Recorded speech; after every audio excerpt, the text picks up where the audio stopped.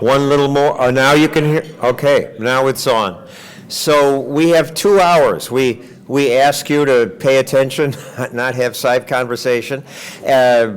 Toward the end, Jim will hold a microphone over here, Jim Lakely, and we would love to have some audience participation, especially if some of you are skeptical of what these non-alarmists say and want to push back, which I'll do a lot of obnoxiously. And we are live streaming this. I may make a video about it for my channels, so the more participation, the better. Shall we just, ready to start? Okay. Welcome to this discussion about climate change, and I thank the Heartland Institute for sponsoring this. The Heartland Institute is a Chicago-based think tank that covers a lot of issues, but particularly this one, which it's been vilified for. And I come at this from my perspective. I'm John Stossel. I've been a consumer reporter for 1,000 years, and my job as a consumer reporter is to warn people about what's going to kill you, what's going to harm our lives. And there are lots of choices to pick from. And if you look at the big picture of people being hurt in the world, 1 million people die from malaria every year, where if we used chemicals to kill the mosquitoes, they might not. 2 million die from dysentery. I mean, these are real crises. In America, what do we have? We have car crashes, 40,000 deaths. People are too fat. That kills lots of people.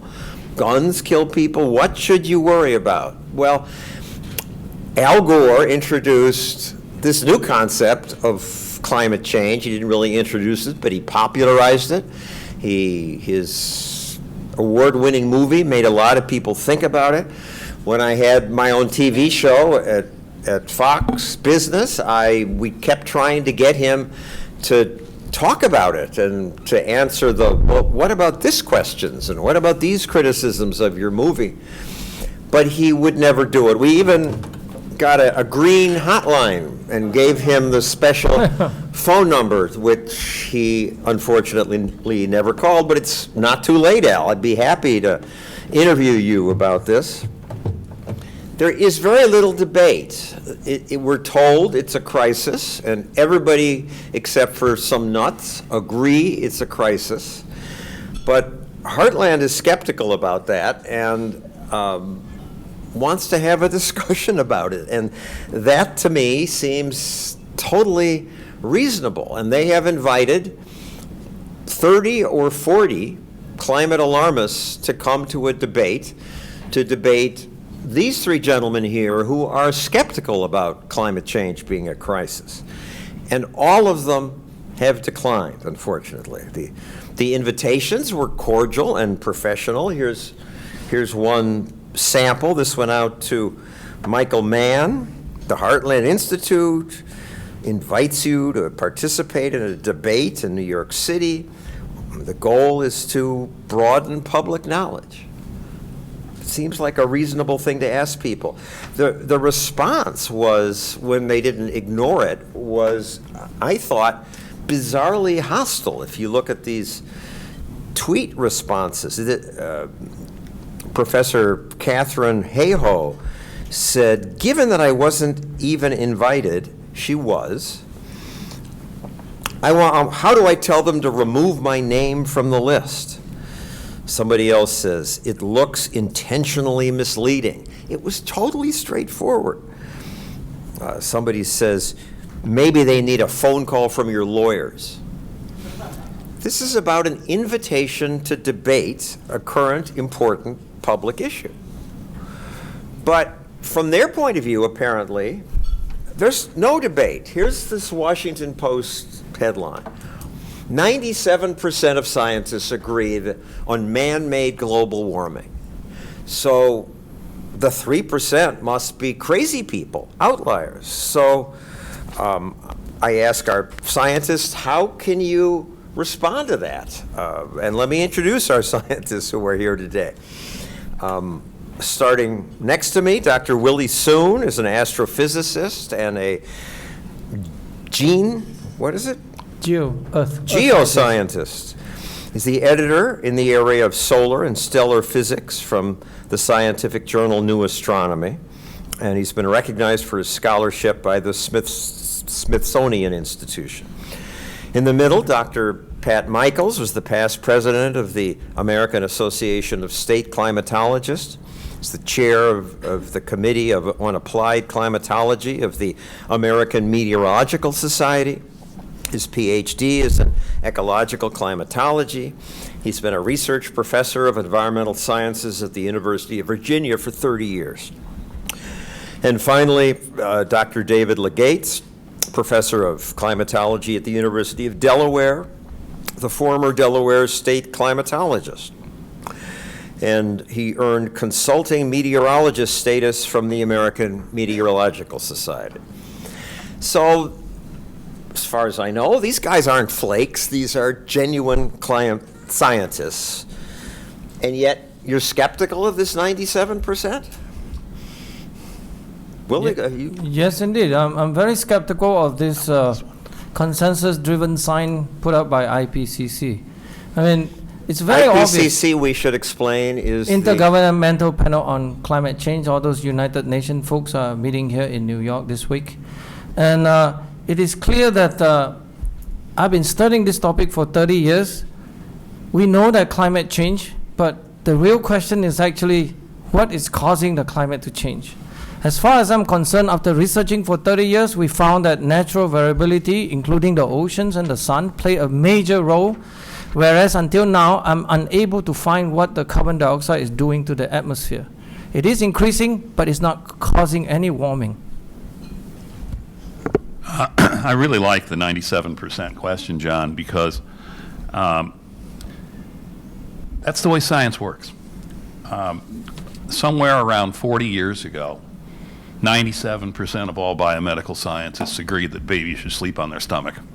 5 years later, 97% of them said they should sleep on their back. What we have is a community that is extremely conformist, and certainly the pressures of monopoly funding provider by the federal government for essentially only one side of the issue is going to ensure that there's a consensus, and someday something's going to happen to this, and 97% of all scientists concerned are going to believe something else. David? Yeah, Willie and I wrote a paper, and with several other people a number of years ago, that looked specifically at this 97% claim.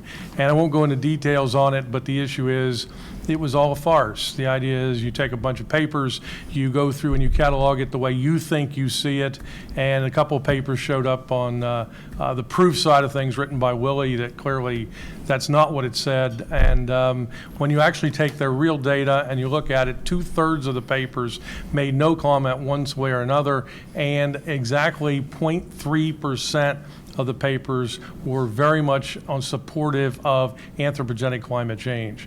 99.7% of their own study went the other way. Well, that's dramatic, and yet everywhere you see 97% agree. And am I wrong in my thinking as a reporter? I gradually thought, well, there are 4 questions. Is the climate changing? That's right. Well, yeah, climate changes. It's been warming. Is it man-made? Question 2. Is it a crisis? Question 3. And 4th, if it is a crisis, is there anything we can do about it that we're spending these billions of dollars on? And I would find it hard to believe that 97%, even in their eyes, agree on that. That's right. Well, yeah, I think that there's no doubt. The illogic that surrounds the crisis atmosphere on this is breathtaking. Surface temperatures, if we are to believe the surface records, and they have problems, but let's just accept them. They say that the surface temperature has warmed up about 0.9 of a degree Celsius since 1900. Let's call that even at 1 degree. And during that, since 1900 on, life expectancy in the industrialized nations doubled. In the United States, per capita wealth increased 11-fold. Now, I'm not saying warming caused that, but it sure as heck didn't stop it. But the belief that if it just goes up another 0.5 of a degree, that all this is going to reverse itself and crash is absolutely and completely absurd. Why? They're going to see a little warming, makes things nicer, but you get to a tipping point where we're doomed. Well, again, 0.5 of a degree is such a small amount. It's in the noise in the climate data. That would mean civilizations would be crashing left and right because of minor environmental change. But John, the most important thing is that we have no evidence or whatsoever for this sort of doom that is actually in what you call the computer animation world. We are living in a real world. We are scientists who really need to. Computer climate model is very useful tool, by the way. It is useful only in a very limited sense. Just think about this 97 consensus, how nonsensical it is. If you ask the question, how will the cloud change in the climate model? You will find that in all this IPCC climate model, some say it's increasing, some say it's decreasing, some say it's not changing a bit. In science, when you're faced with this proposition that everything is possible, then nothing is possible. It's just nonsense, actually. That's why there's no such thing as 97 consensus. It's actually making a mockery of science. This is really not anywhere near the level of science that we want to discuss. No wonder none of them want to come up here and discuss this topic with us, which is really a sad situation. Percentage, the question too is always what percentage of what question is this 97% addressing? Well, what are we actually asking the question? In a lot of cases, to get to 97%, you ask the question, does our climate change? Is our climate currently changing? Of course it does. I don't think there's anybody up here would disagree with that. So if you ask that question, you're hard-pressed to find anything less than about 97%, and hopefully 100% of people that understand climate saying, yes, in fact, the climate changes. So this 97% number, it's how you phrase the question and what question you really ask. Too many times, you ask a question, get a percentage, and then pretend you asked something else. But thousands of serious climate scientists are very alarmed, and they're here in New York City attending these conferences, and there's all this fuss. They're not, are they all opportunists? What are they doing if they're not genuinely worried? Pat, you want to try that? Sure. I have a book coming out. I can hawk my book here. It's coming out on November 7th. It's called Scientocracy, and the subtitle is The Tangled Web of Public Science and Public Policy, and that's exactly the kind of thing that Scientocracy discusses. The incentive structure in science in the academy is all wrong. It really depends upon how much you publish and how much that publication is funded. And so if there is a monopolistic philosophy on climate change, and remember that all the climate change research money comes through Washington, 99.99% of it. Nothing comes out of Washington for free. And so the price of being in that community is being a believer. And that's how you get this so-called uniform consensus. Nobody's willing to step up. Because your grant is funded if you say this is a crisis, and it's not funded if you say we don't know. You know, my last federal money went away when I started complaining about this. So my last federal money is 2004. I stopped. I quit. I decided no more federal funding. It's just a corruption of science. But there's much more money on the private side from the evil coal companies and oil companies. And with that in mind, why should we even listen to you people? You're tools of the Heartland Institute, which according to Truth Out, this publication, is a millionaire CEO is bankrolling this think tank pushing climate denial. And you scientists don't work for Heartland, and so James Taylor, who does, has come up to respond to this. Is a very damning article. And I hate to have our scientists on the spot, although they may want to step in a moment.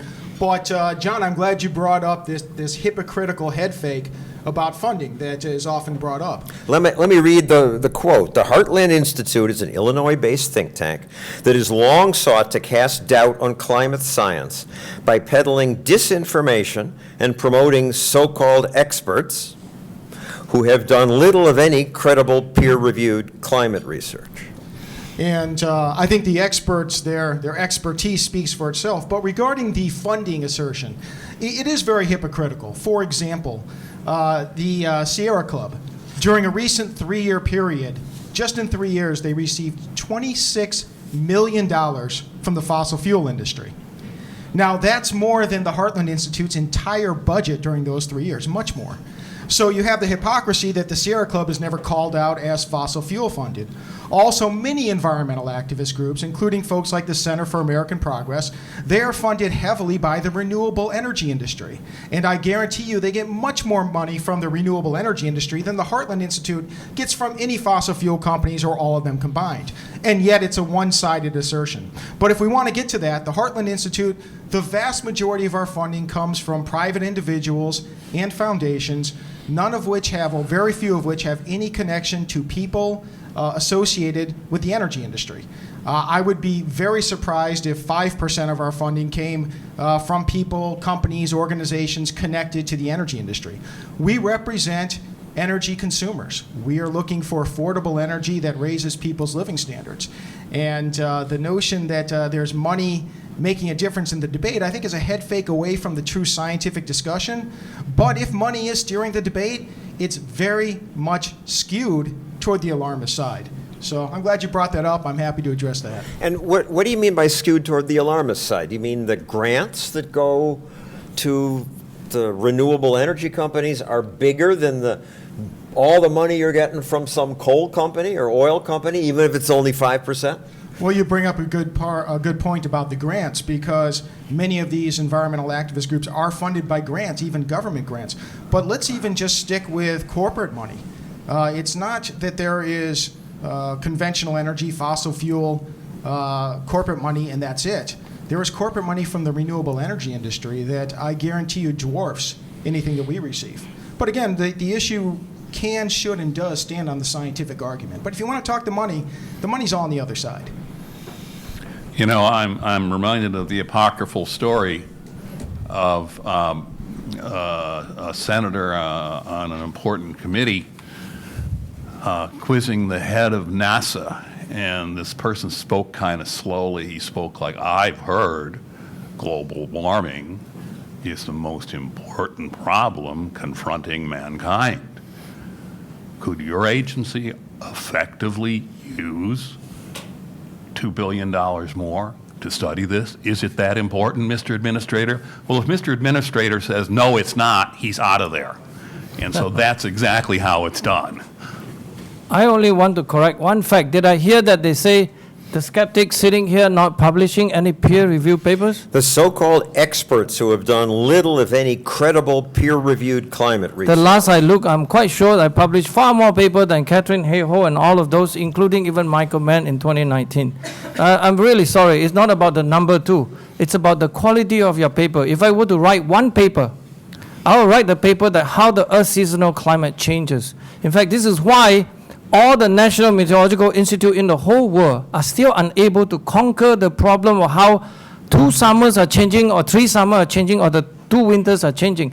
We have not been successful in that. So no wonder these people are talking nonsense in terms of how they understand the climate so well that they falsely accuse that we are denier of gravity and so on and so forth and all this nonsense.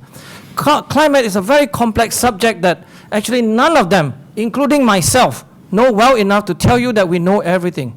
But it's just such a difficult subject that these people oversell themselves, oversell to everybody else, the public, including the kids, that they really misled everybody. If we were to not speak out, it will last for a very long time, and this is why we are sitting here very comfortably and smiling at all of them, and please come and debate us.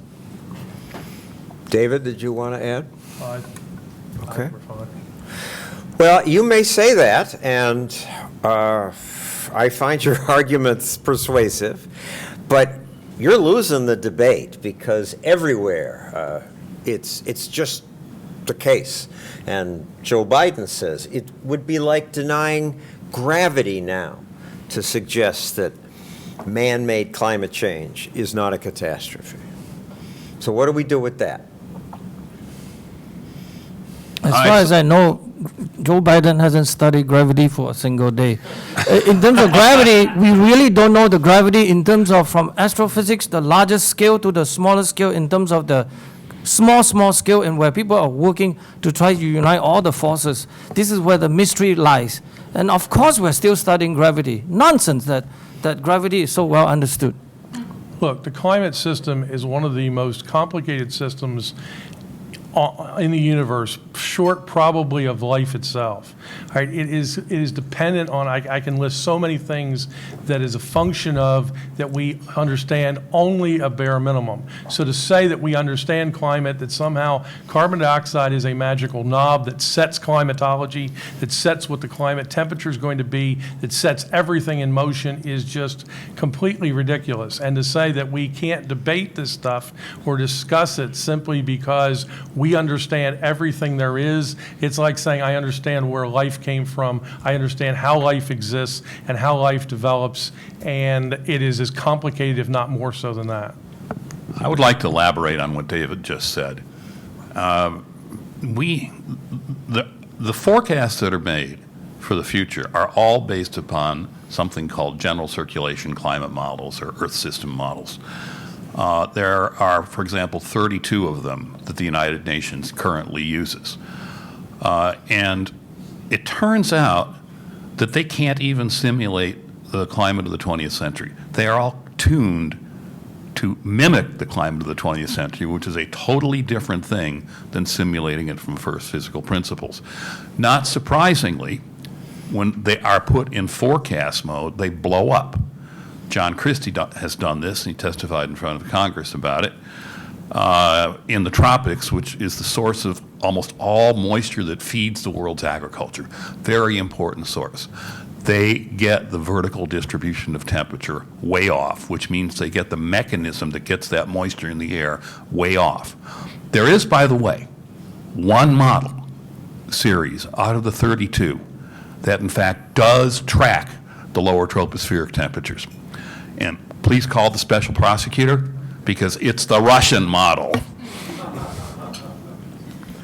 But we are vomiting unprecedented amounts of carbon dioxide into the air through industry, right? And the climate is warming. I can't let that one go. I want to go back. I didn't think you would. I want to go back to the Russian model and the way we're supposed to do science and apply it to policy.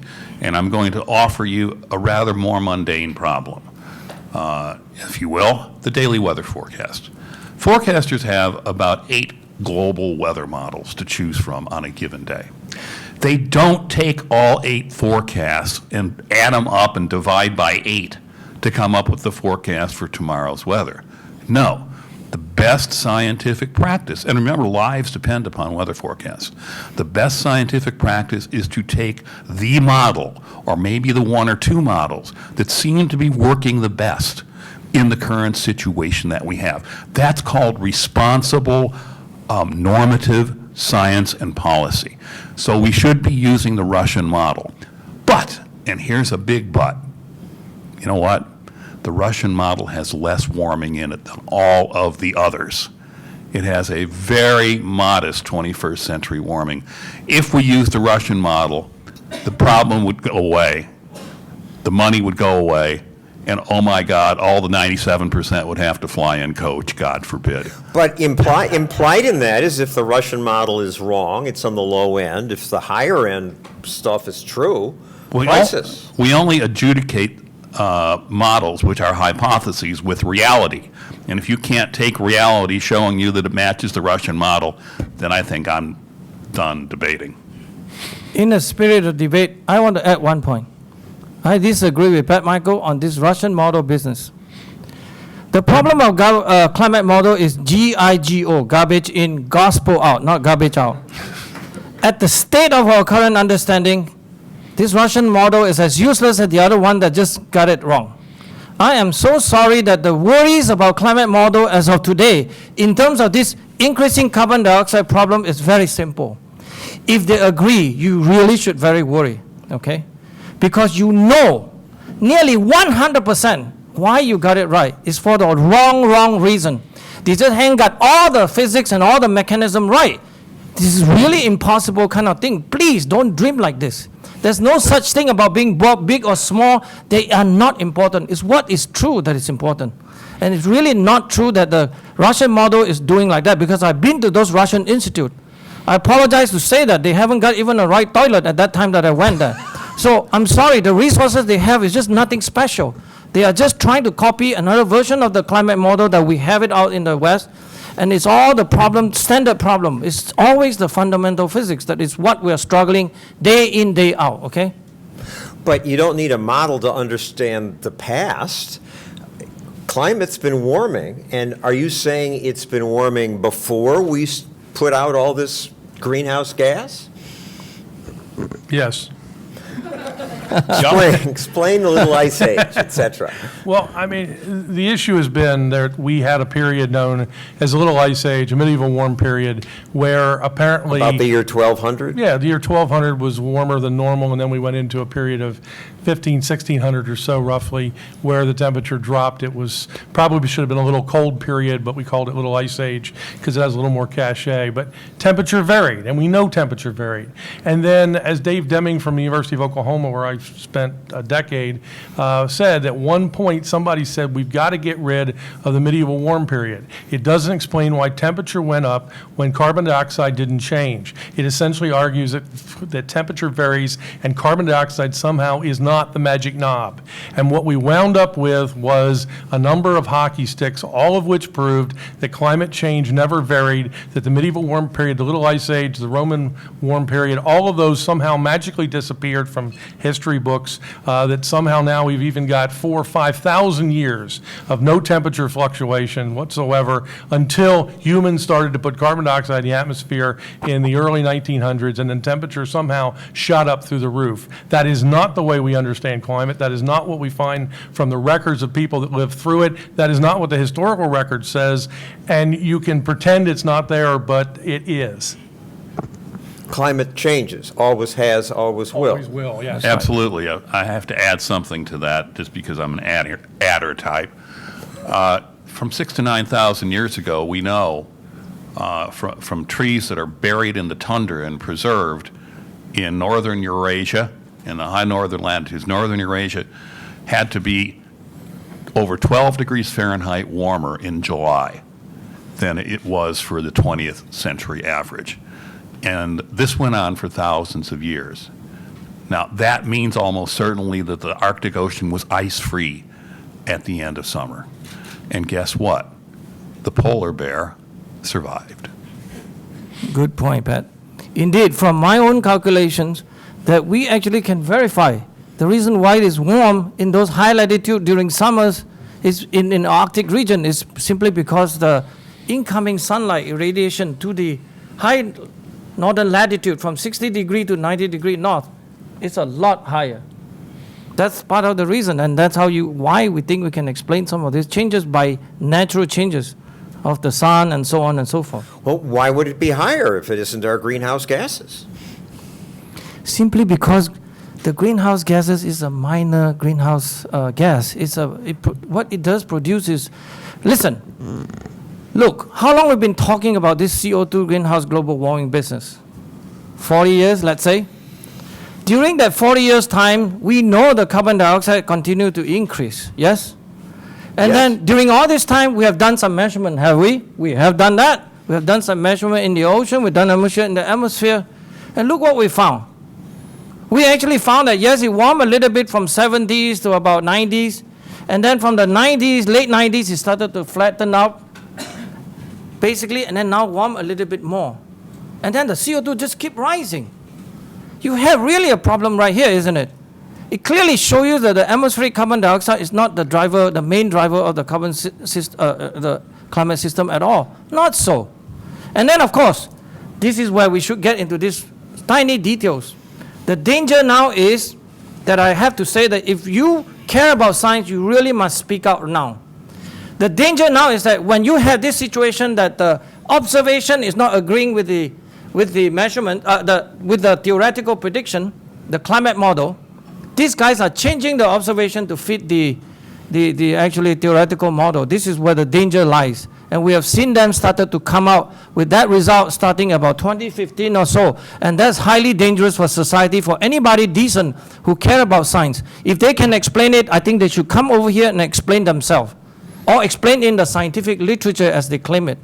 And these are not yet established at all. They've been changing the data left and right without explaining, without telling people what they do exactly, and no rationale behind a lot of these things. We are very decent scientists. We look at it for a long, long time.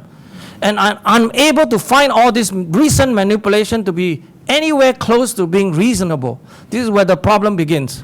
So why would they do what they do? This is the UN. This is the Climate Summit Week. And the United Nations, the IPCC is saying it's all of them versus you three. Well, let's talk about the elephant in the back of the room. Carbon dioxide is not the most important greenhouse gas on the planet. Right. The most important greenhouse gas on the planet, bar none, is water vapor.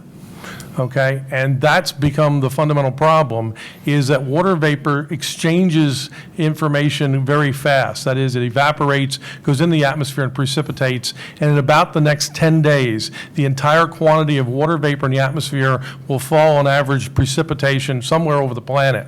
So as a result, carbon dioxide is not the most important greenhouse gas, water vapor is. I was at a U.S. committee hearing, I think it was in the Senate, and Senator Vittert, I believe it was, asked the question, and one person said, if carbon dioxide is such a important greenhouse gas, but water vapor is such more dominant, why aren't we regulating water vapor? And he said, because we can't put regulations on water vapor. That's what the whole point of this is. And I'll move on. But what about the UN? Why is it all of them versus you three? It's not you three, there are others, but we couldn't have you all John, here. very simple, right? UN is a political body, isn't it? I'm sorry to say the obvious. The IPCC is actually the intergovernmental. Mental, yeah. And governments have an incentive to be alarmist about climate change I think so. because You can, go ahead, David, it's all yours. Governments like control. Yeah. The idea is, I've almost never found a true government, except maybe ours through the Constitution, that would give people control back to them. Most governments want to keep control, and most governments get bigger and bigger over time. So in this case, this is one easy way of getting bigger, is to have sort of that H.L. Mencken hobgoblin that always comes up in front of you, and carbon dioxide becomes that molecule by which we can take control of your lives, of your efforts, and everything that goes on. either of you want to add to that? I just think most people find it hard to believe that these well-intended people who want to help the world at the meeting at the UN, all flying to New York. Here, let me tell you something that may shock you. The way science is done is you have a hypothesis. In this case, maybe a climate model is your hypothesis. And you test it with data. And so if the results don't support the data, that's considered a negative result. And if they do, if the results don't support the hypotheses, that's a negative result. And if they do, it's positive. Daniele Finelli at Stanford University has been studying science now for a couple of decades. And one of the most amazing things he has found is over roughly a 20-year period, the number of positive results reported in the scientific literature increased dramatically and in a highly significant fashion. Ladies and gentlemen, that can't be. We don't all of a sudden get smarter, but we know if we report that negative result, the grant's not going to be renewed. And so those are pressures that create a scientific literature that is skewed in a certain direction. So when the Intergovernmental Panel on Climate Change gets together and says, we're going to summarize the science that's out there, an accurate summary of that is going to be skewed on one side. And that's how we get to where we are. The same thing happens with the U.S. National Climate Assessments. And then these things are used for policy, and you finally get a critical mass of people who sometimes behave like a mob. I saw that at Georgetown, myself in person last week. Did a mob assault you in Georgetown? What happened? They were very, very nasty, and Mark Morano was there. He's here. Take a look at his video from it. Well, people are very angry because they're scared. They think the world may be coming to an end, and people like you are preventing the world from seeing what a crisis it is and taking action to stop it. Oh, I forgot what I said earlier on, boss, that it's warmed up around 1 degree Celsius since 1900, and life expectancy doubled the industrialized democracies, and in this neck of the woods, per capita wealth increased over tenfold, and yet that temperature ticks up another half a degree, and the entire system crashes. That's the most absurd belief that I have ever heard about the interaction of science and society. That just drives me nuts. My message to all of them is that please don't cry. I mean, I'll hold your hand and sing lullaby to you. By 2030, I'll still be here. Please don't panic. There's no such thing as climate catastrophe. These people are talking nonsense. It's unbelievable that we have to answer all this kind of craziness. I gotta go on beyond what you just said, because what you're talking about is so very, very true. You know, hurricanes are getting worse. Right. No, they aren't. You can take a look at all the hurricanes around the planet. We can see them since 1970 because we got global satellite coverage. Right. And we can measure their power. And we can add up their power from month to month, from year to year, all the way back to 1970. And there is no significant increase whatsoever. There is no relationship between hurricane activity and the surface temperature of the planet. And oh, by the way, as a percentage of global GDP, weather is causing less and less damage, not more and more. And those numbers come from the United Nations and the insurance industry, which is very self-interested in inflating damage costs. Because their own money's at stake. And as That would be your and my money. And as a consumer reporter, I have to, being trying to prepare for this, I look back at some of the other scares I've covered over the years. Oh, yeah. And it is remarkable. Pesticides, they were causing the cancer epidemic that actually didn't exist, hasn't happened, cancer rates are flat. Lawn chemicals, cyclamates, nitrites, red dye number 2, NutraSweet, 3 Mile Island. It's going to kill everybody. Asbestos in hair dryers, cell phones were supposedly causing brain tumors, SARS, West Nile virus, bird flu, killer bees, Y2K, flesh-eating bacteria. They all came and went. But this one, global warming, sticks. You mentioned Y2K. That had a drop-dead deadline of 2000, January 1st, 2000. Let's explain what it was. Y2K was the idea that computers that were keeping the year as in two digits as opposed to 4 digits would not recognize that the changeover from 1999 to 2000 was a changeover back to the year 1900, and that they would make errors associated with being 100 years out of date. And so there was a lot of concern that everything was going haywire. I remember people talking about traffic lights going bizarre, that planes falling out of the sky, don't set your VCRs up because they'll blow up right now, all sorts of stuff. But that had a drop-dead deadline. And on January 1st, 2000, virtually nothing happened. And that's why it all went away, because it had a drop-dead deadline. There is no such drop-dead deadline with climate change. 12 years. Well, and in 12 years, it'll 11 be and a 12 half. more years. And it's always pushed into the future. There was an article just came out recently, talked about 41 different projections of disasters that are going to happen. You know how many of them they got right? None. You had a Zero. football team like that, you'd fire the head coach. Okay? Here's one from CNN. CNN knows we could reach catastrophic climate change by the year 2030, right around the corner. I got a good one. We got to do a standard John Stosser. Give me a break. But it's true. After 2079, whatever, failed prediction, you're going to wait for the 2080 prediction to come true. I mean, it's truly that bad. And again, as we explained to you, this climate phenomenon is highly complex. And then, but another point to realize is that the climate system has many adjusting knobs, up and down, both ways. not only towards catastrophic, not towards moderate climate. It's always been doing that. And the system really have that many degree of freedom that I think that it's been fairly robust as far as we know all the climatic data that we know we can collect over the Earth history for 4 billion years. We can look at the closest 100,000 years, the closest ice age until now, 10,000 years ago. You can see the climate just changes all the time. But it never go crazy completely. It's always been up, and then when you go too warm, there are systems that either more cloud and more water vapor increase that cool the system, and then start to bring it down again, and then it started to warm up again, up and down, up and down. It's been doing that forever, essentially. I don't see that this exceptional moment in which that humanity beginning to be somewhat powerful in terms of perspective of the climate system, but we still have to remember that we are a very tiny footprint of this Earth system. You can put the whole 7.7 billion people in Manhattan, really. If you just build it in certain square miles and then bring it up, I mean, that's basically is enough to cover the whole thing. So the footprint is very small. These are highly misleading in terms of the notions that we are actually killing the planets and all that, so on and so forth.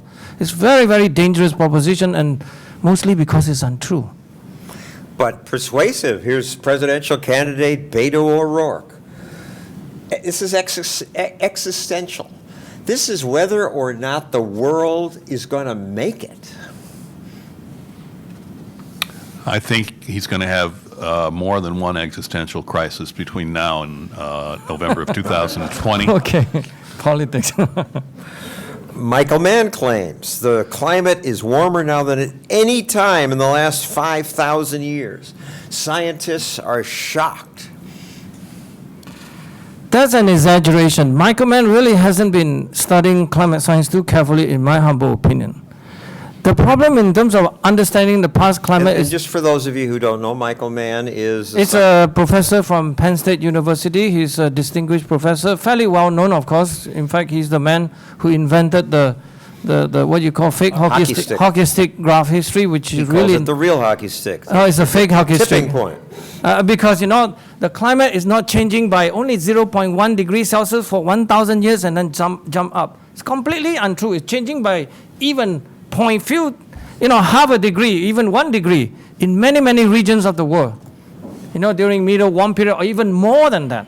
And then deep into a cool little ice age and then warm up again. What happened to all the glaciers when it built to maximum size? It has to melt, by the way. And then it turns out that the sun is relatively stronger during those times, then it started to warm up again. Those are all roughly that we have some understanding on it. But Michael Mann is exaggerating on this idea about climate being the warmest now in the past 5,000 years. Where is it, Michael Mann? Show us the data. Because all the data that you guys are showing are not real data. This is where the issue is becoming very, very dangerous, because they thought that nobody wants to check the data. These are not real data, by the way. These are all mathematical products. They are just taking individual information from location and they're trying to glue it together, but most of it comes from so-called interpolation between data points that is actually from 100 years to the next one. They don't have all that information. They don't have it all over all the geographical zone. This is where it's highly misleading for making those kind of statements, because it's just not true. They don't have the data to support it. Why would they say it then? Oh, because it's very convenient. It's very convenient, and it makes a very persuasive temperature graph. For example, why the 1,000-year hockey stick becomes so iconic? It's because it looks very simple. And then he claimed that he gave you all the data point.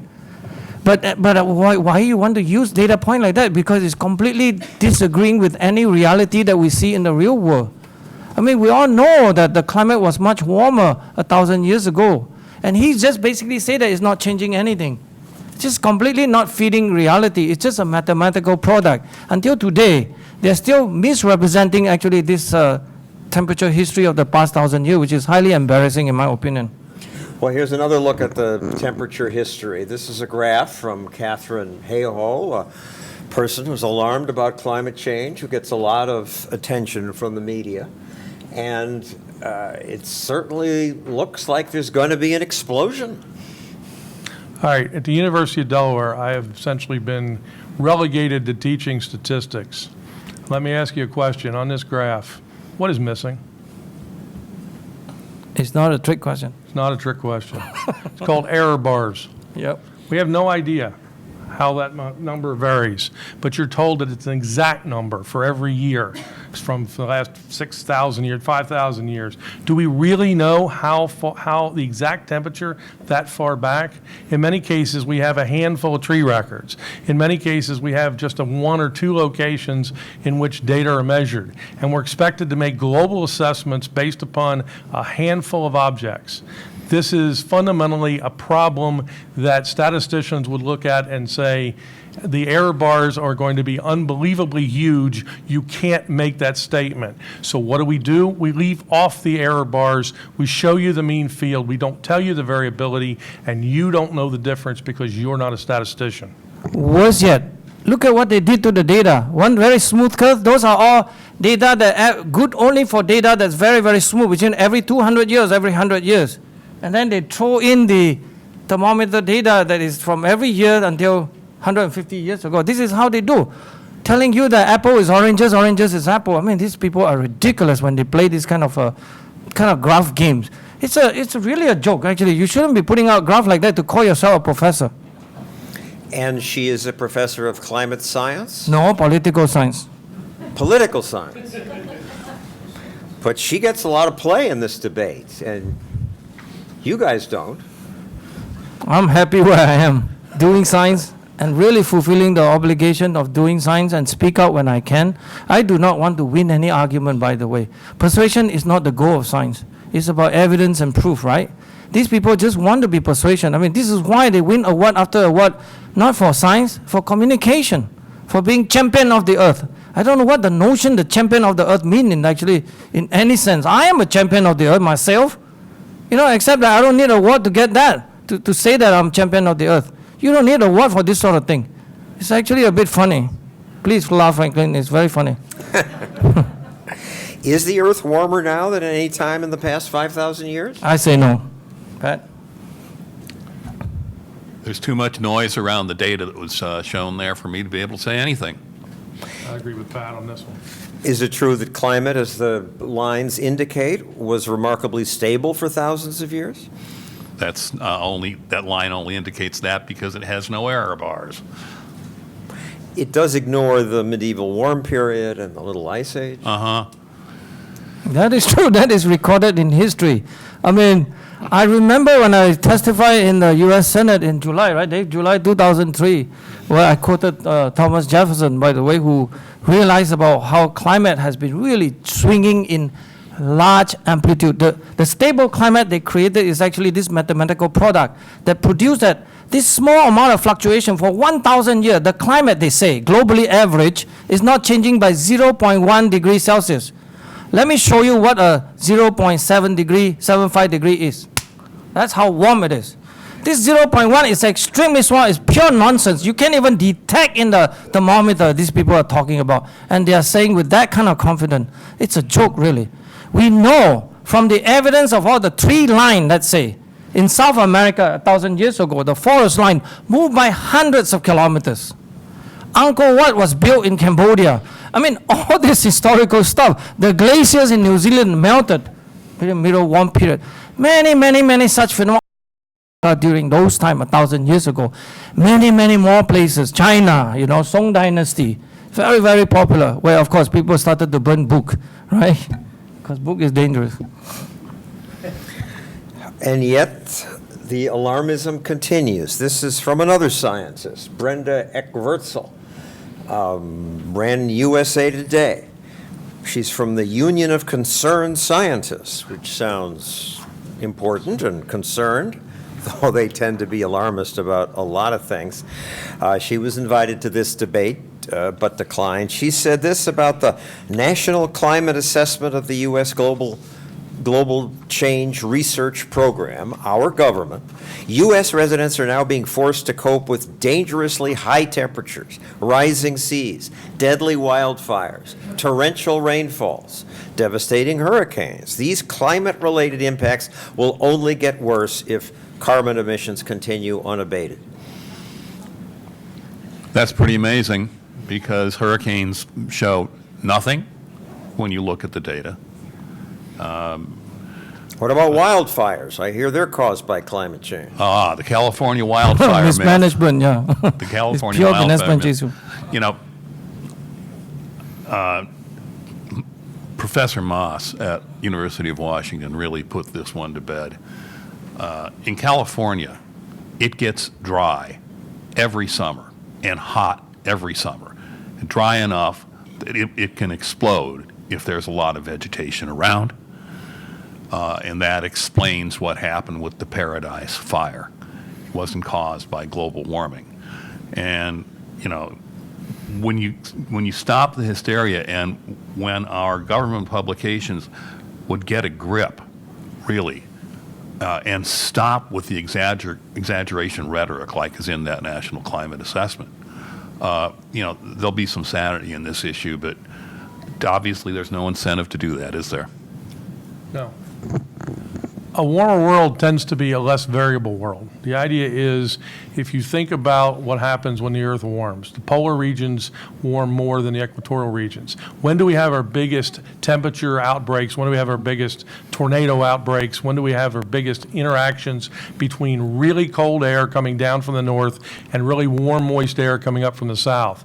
It's when there is a strong temperature gradient. So you decrease that temperature gradient by warming the planet, and generally warmer periods show less variability. We know that historically when we look at long-term trends in China, in South Carolina, in other places. The idea is hurricane records show more hurricanes in colder time periods. So generally speaking, a warmer world would be a less variable world.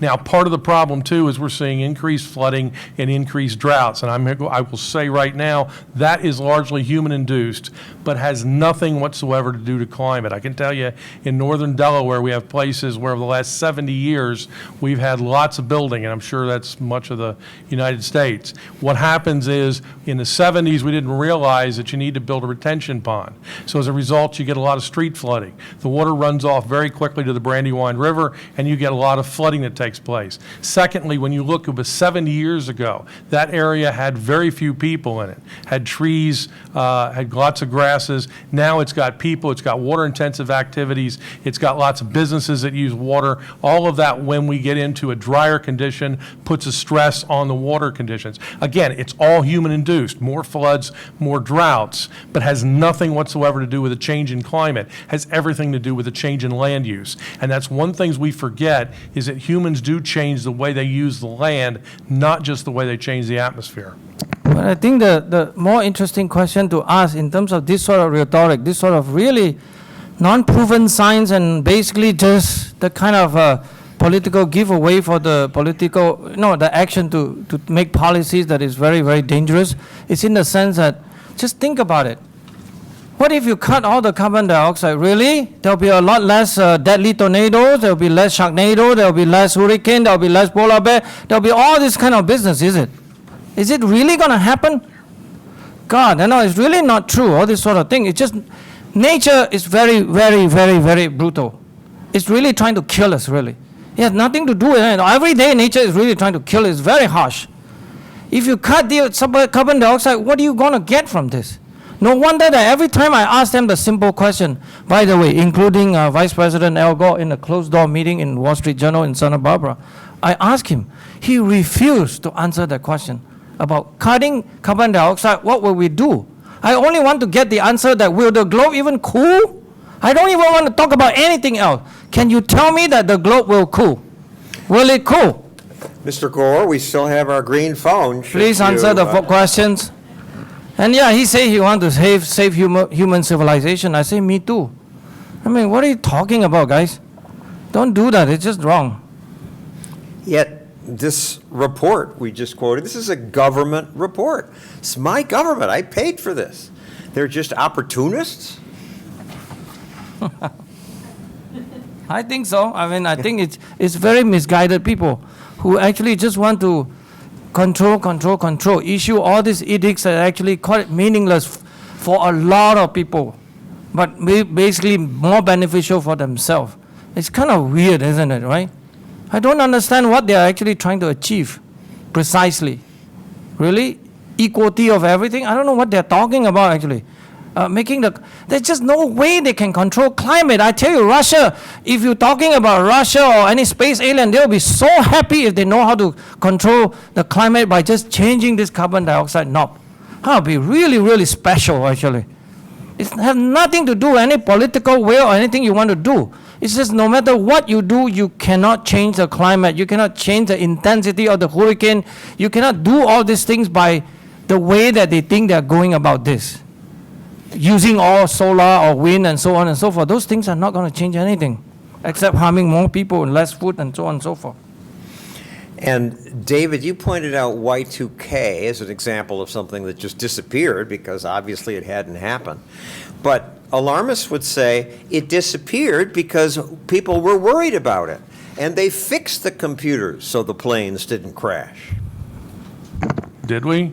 I mean, I remember watching CNN coming up to the run-up of that from Christmas of 1999, and there was a lot of discussion about this is disaster, this is going to be a fundamental problem, it's not been taken care of. They had experts talking about this is a definite problem we've got to address. And of course, to them, we've got a week to fix it, and it just can't be done in the following week.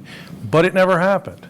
You're right. There were a lot of people working on it at the time, but it did not get done in time. But it wasn't nearly a disaster.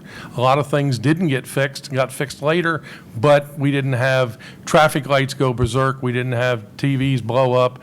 We didn't have planes falling from the sky. We didn't have nuclear meltdown of nuclear radiation plants. None of that. None of us remember anything happening. No. And yet, Beto O'Rourke says, I didn't follow it. Beto O'Rourke, the civil war in Syria was precipitated by drought connected to our emissions.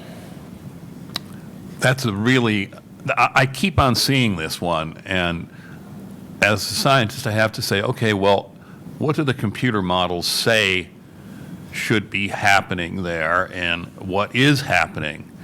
Well, after you go through the data, you realize that there has actually been a decrease in winter precipitation in the Syria region. I believe the trended decrease is around 8%. At the same time, the population tripled. Now, tell me, what's going to cause more stress on a society's water system? An 8% change in precipitation or a 300% change in the number of users of that water system? And droughts never happened before? That's what I was going to say. It's a desert. You'd figure they'd figured it out by now. But you're right. If with 300% more people, the water resources just don't hold. But look, the water is rising. Here's the mayor of Miami Beach. He said, we've been attacked by the ocean. And you say a warmer climate means fewer hurricanes. But I thought more warm water is more volatility. And when the water is higher, there's more damage. And if this isn't happening, why is the water level rising? I don't want to make light of the situation. The stuff in Miami has nothing to do with sea level change. It's related to something called tide. You want to get rid of the moon, it's up to you. But the problem in all this global sea level change business is another one of those that is so exaggerated that one has to say something about this. No wonder there's even a comedian who says that if the global sea level is going to change by only about 4 inches in 100 years and you don't know how to step back, you deserve to die. But that's the kind of context. Science is all about number. They have been exaggerating this left and right in terms of no context of what the changes mean and so on and so forth, or even our ability to measure it. Because all the stuff that we have is all these tide gauges that's sitting near the coastal region. We really do not have a very good control of how much the sea level has changed, right? And in open ocean, nobody is there, so let it rise. I mean, that's all I can say. And we really don't have any of this catastrophic business that they're claiming, especially the stuff about ice sheets melting. I mean, I once even asked our former Secretary Chu, Steve Chu, he has a Nobel Prize in physics, in laser physics. I did ask him the question, Excuse me, how are you going to melt a Greenland ice sheet? Because you keep talking about Greenland ice sheet melting. We And are you see the pictures, very dramatic. They're falling into the ocean. Those are called calving. Those are size, natural phenomenon of ice growing to certain size and then cracking and things changes. Those have nothing to do with this Happens carbon. every spring. Right. It does. Well, that's season 2. Has nothing to do with this carbon dioxide, quote unquote, heat that they are talking about. I did ask Secretary Chu, who is a Nobel Prize winner, talking about how you melt this ice sheet precisely. Even the so-called infrared radiation of the carbon dioxide would not even penetrate 0.1 millimeter of the ocean's skin layer. That's where the problem is. So how do you warm the ocean precisely? It requires a different physics, but no one wants to talk about those science precisely. This is where the problem in this business is all about. It's all about arm waving, it's about emotion, about sending out kids in protest. We have nothing to do with the science, do not want to address the data. When the data don't agree with their theory, they adjust the data without telling people why. And then next thing, to one of these things, you hear another this and that, this and that. It's just out of control, guys. And then if you are so sure that we are such a weak scientist, we don't know what the hell we're talking about, please come over here and sit next to that place and let's have a discussion. There are a lot more people want to hear what you have to say. You know, Willie, I love your allusion to the joke about, if you can't get out of the way of 4 inches, you really aren't being very responsible. I'd like to point something out. There's a country, the Netherlands, much of which is below sea level. And they have a tremendous system to keep the sea out of the Netherlands. Right. The reason they have that is because in 1953, there was a catastrophic flood that overwashed the place, and a lot of people died. And they said, okay, we're going to adapt to the fact that we're a low-lying country, and we're going to build these dikes, and we're going to build these pumps, and we're never going to have a flood like that again. Are you telling me that the people in Miami are so dumb that they're just going to sit there and drown? You acknowledge, though, the water is rising. Yes, the water has been rising for approximately 20,000 years and probably will continue to rise until either one of two things happens. One, we wind up in another ice age, or until we run out of ice. I mean, essentially, we are at an interglacial period, and I don't believe we have reached equilibrium yet, which is why there's been continual melt. Now, in Delaware, where I live, is right along the place in the Atlantic seaboard where there is more sea level rise than anywhere else. In part, that is because of the unloading of the ice sheet, we are now literally sinking. So we've got crustal subsidence taking place at the same time. I can't tell the people in Delaware that regardless of what we do, even if we stopped all carbon dioxide and somehow magically that stopped sea level rise, that the land would still continue to drop. The other problem is along the coast in Delaware and a lot of other places, they're what are called barrier islands. They're there as a barrier between the ocean and the land. I mean, those barrier islands are not designed to remain constant. They vary all the time. And that's why back in 1961 in Delaware, we had a nor'easter that went through that took 5 tidal cycles. And it wound up changing the flow from the inner Assawoman Bay and Indian River bays as the water flows out, change that whole inlet. These things move and migrate. The spit associated with Cape Henlopen never looked like that before, and it won't continue. It continues to develop to this day unless humans get involved. So the idea is that the whole coastal area is being changed by a lot of dynamics, of which sea level rise, which has been going on for 20,000 years, is but one small component of it, and it's not connected to carbon dioxide. And we would spend our money more wisely if we adjusted to the rising water rather than trying to prevent it.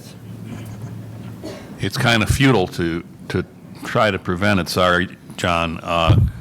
Let's use the Obama administration's own model to estimate the impacts of global warming policy. It has a name. It's called the Model for the Assessment of Greenhouse Gas-Induced Climate Change. If you spell that out in your head, you realize the acronym for that is MAGIC, by the way. And the MAGIC model, when programmed with a 3-degree sensitivity of temperature to carbon dioxide, which is probably way too high, but let's put that in there. And having the emissions of the United States go to zero tomorrow and stay at zero to the year 2100. This is the Obama administration's model. Projects that the amount of global warming that would be saved for going to zero emissions tomorrow, you don't know how to do that, put you back in the Stone Age, but let's just say we did it, would be 14/100ths of a degree Celsius. 14/100ths. That's the interannual variability of temperature. It's very close to it. The interannual variability is about 0.11 degrees Celsius. So you're never going to find that signal in all that noise. Boy, you'll sure have an impoverished, dark country, won't you? But it's a start, my daughter would say. And you don't tell me that China's still building coal plants. It's important we do it in America because we set the model for the world, and they won't do it unless we do it first. We have been the model of the world. We are Yeah, the one who that's has the Clean Air Act. We have the Clean Water Act. We've been cleaning up our environment. We took good care, stewardship of our own system. We did everything we can. There's nothing short of miracle that you keep asking that we have to do a lot more. Things has been very good, actually. Just look at any of these statistics, right? I mean, But you're talking real pollutants like sulfur dioxide, and the real pollution that clogged our lungs has gone down. it's all gone down. Let's Like, talk about carbon dioxide. Yeah, what nation on earth has reduced its net emissions of carbon dioxide more than That's any right. other nation on earth? The United States of Yep. America. And Because of fracking. that's yes. right. Because of good old greed and the desire to have an economically vibrant society. And as a byproduct of that, he who produces things efficiently or produces more efficient things is generally advantaged with respect to their competition. But please explain that. So by producing more natural gas through fracking, we replaced worse fuels. Yeah, well, we switched power plant usage from, well, we gradually, dramatically reduced the amount of coal that was used to generate electricity and replaced it with CO2, with natural gas. And natural gas only produces about a little less than 50% of the carbon dioxide that coal does to get a kilowatt of energy out. So yeah, you become pretty efficient pretty fast, and that's what the United States is doing. And you're going to see, unless the forces of darkness prevail, and I worry about them when I see the behavior of people over the last several months. I really do worry about them prevailing. You're going to see natural gas be used more and more for things like long distance, heavy transportation, freight rail, et cetera. It moves an awful lot of goods around the country. I know Burlington Northern Santa Fe has already experimented with natural gas tenders. I don't know what the results have been, but this is coming, folks, unless you want to stop it. But you talk about it like it's a good thing. Why do you care? I thought you said our carbon dioxide emissions don't matter. All of the above. You wanted to add something? Well, the point was you are trying to say that we say that carbon dioxide has no role, and yet we want to reduce the carbon. Well, you say that you worry about all this other emission impact from all these other gases, no? That's Well, part the of other reason. gases are actual pollutants. They I don't want to make me too sick. demonize coal too good. Coal has a very good use in case we run out of oil. We're going to convert into oil for our cars. Coal also has its role to play in this business for sure, except that you don't want to freely emit it to the system where you're going to pollute. It's true, you're going to pollute some of it. Let's look at one other claim here. The food supply is going to go down as the climate warms. Sorry, I got to take that. Oh, that one is bad. That's a good one. Okay. Catherine seems to function in a data-free environment. I'm sorry. You could actually go to the Food and FAO of the United Nations, or you can go to USDA, and you can look at productivity of the 4 largest crops in the world. That would be rice, corn, soybeans, and what's the next? Wheat. And when you first start to look at the data around 1970 or 75, it's on a very low order exponential increase. Productivity is the amount of crop that you get. And by the time we get to the 1980s, it's on the same exponential increase. 1990s, same exponential increase. 2000s, same exponential increase. If there were an effect of temperature on this, it would depart from its pre-established trend. It simply has not. And anybody who doesn't acknowledge that, literally, is thriving in a data-free environment. Yeah, because the real data for U.S. corn is actually increased by 500% since 1950s. What are we talking about? This is actually a very strange graph that she's doing. It's exactly one of those kind of strange graphs that have no meaning. They're just doing something from a reference state and then thinking that you got to, please put on your myopic binoscope, you just look into it, and that's only one direction. You can only see that and nothing else, okay? This is the kind of trick that is just so childish, Why are you putting out graphs like this that make no sense? Don't even follow any data sets. It's just embarrassing. By the way, Katherine is spelled with an A, not an E. This is why she insisted that we somehow didn't invited her with some spelling errors. And then if you were to be kind, don't do things like this, People are interested in hearing your perspective, but most of these graphs don't make sense. This stuff about carbon dioxide is the greatest gift on planet Earth, put it this way. If we can release more of it, we should have a whole lot more of it, as simple as that. Because according to the satellite data, we've been greening the planet in a very, very nice way, in a sense, because the planet is a lot greener. The plants are using much more efficient in terms of water, require a lot less use of water, so drought region becoming green, even in deserted area. These are all overall benefits, overall positive effects on the planet, as far as we can tell. By the way, this is the impact of atmospheric carbon dioxide.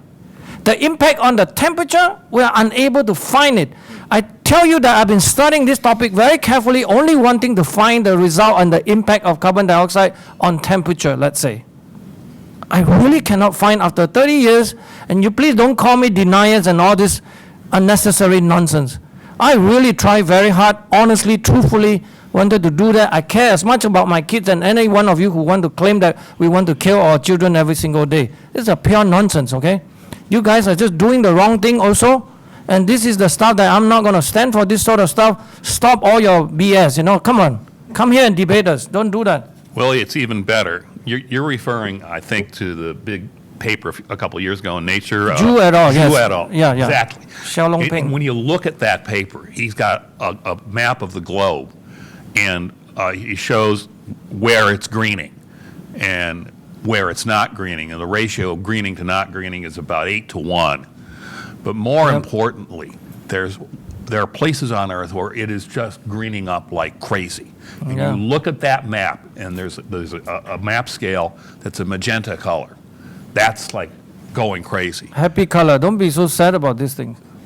In tropical South America, tropical Africa, and in tropical East Asia. The tropical rainforests are gaining plant matter more than any other ecosystem on Earth, according to Zhu et al. Correct. And there's another one by Mounier. Even with the fires in the Amazon.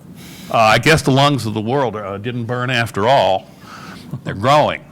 Yep. And there's another paper on that by Mounier et al. That came out last year in France in the journal Remote Sensing, and they divided the planet into 6 vegetation types, 3 of which were agricultural.